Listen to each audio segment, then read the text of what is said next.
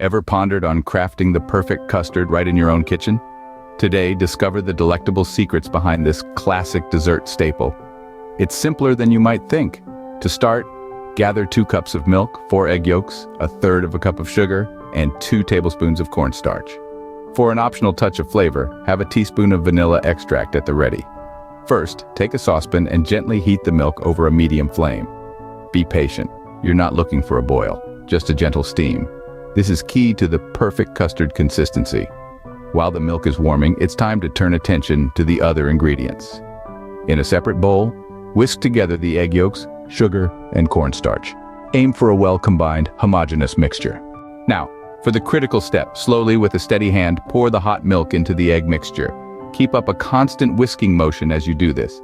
It's essential to prevent the eggs from scrambling, which would disrupt the silky smooth texture of the custard.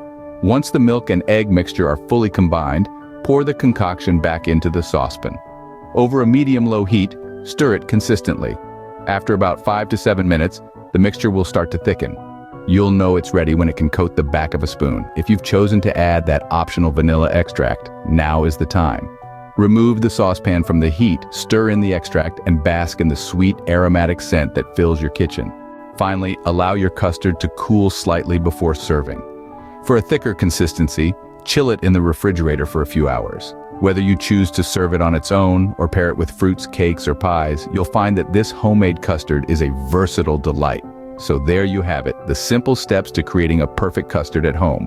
From heating the milk just so, to the whisking of egg yolks with sugar and cornstarch, to the final delightful thickening stage. It's a process that requires a bit of patience and precision, but the result is a creamy, smooth custard that's